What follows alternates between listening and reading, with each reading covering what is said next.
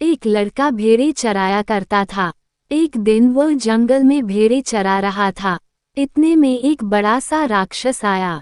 उसे देखकर भेड़ें इधर उधर भाग गई। कुछ भेड़ों को राक्षस उठा ले गया। बाकी भेड़ों को ढूंढने में लड़के का दिन भर बीत गया। शाम को वह भटकते भटकते एक महल के सामने जा पहुंचा। उस महल में वही राक्षस रहता था। राक्षस ने उसे देखते ही मुस्कुराकर कहा, मैंने तुम्हारी सब भेड़ें खा ली, अब तुमको भी खा लूंगा। देखो मैं कितना मजबूत हूँ। लड़के ने कहा, क्या तुम पत्थर में से आग निकाल सकते हो? राक्षस ने कहा, नहीं।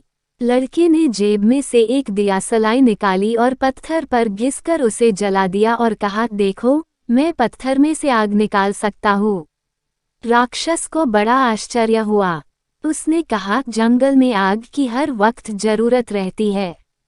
पत्थर में से आग निकालने की तरकीब मुझे बता दो। लड़के ने कहा, अच्छा बता दूंगा।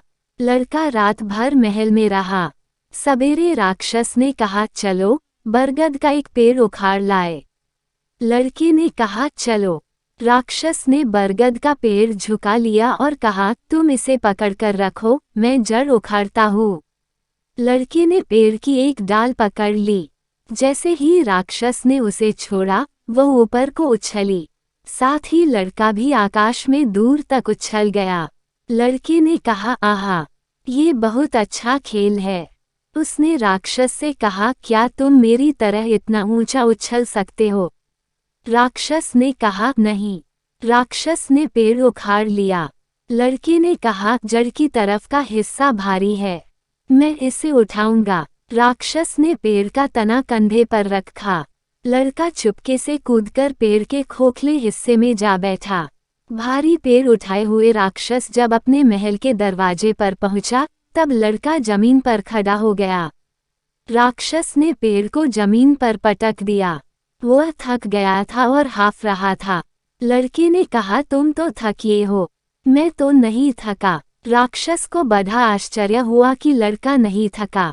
राक्षस ने मन में सोचा, अगर मैं इस लड़के को नहीं मार डालूंगा तो यह मेरा मालिक बन बैठेगा। पर लड़का बेपरवाह नहीं था।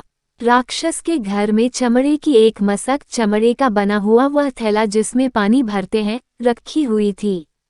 राक्षस की आंख से बचाकर लड़के ने उसे पानी से भर लिया और अपने सोने के बिछौने पर चादर से ढककर रख दिया। वह स्वयं दरवाजे की आड़ में चुपचाप जाकर बैठ गया। आधी रात होने पर राक्षस उठा और धीरे धीरे चलकर लड़के के बिछौने के पास पहुंचा। उसने समझा लड़का सो रहा है। उसने बड़े जोर से एक घूंसा मारा। मसक फूट गई और पानी उछलकर राक्षस के मुंह पर जा गिरा। राक्षस ने कहा, आहा, खून ही खून भरा था। सवेरा होते ही लड़का मुस्कुराता हुआ राक्षस के सामने पहुंचा और कहने लगा, रात को मैंने सपना देखा कि एक मक्खी ने मुझे काट लिया। राक्षस उसकी ओर डर भरी आंखों से देखने लगा। दोनों साथ साथ खाने बैठे। लड़के ने गले के पास एक थैली बांध रखी थी। वह खाता भी जाता था और राक्षस की आंख से बचाकर थैली भी भरता जाता था। देखते ही देखते थैली भर गई और उसका पेट मोटा दिखाई पड़ने लगा। राक्षस बहुत डरा। लड़के ने कहा, क्या तुम इतना खा सकते हो?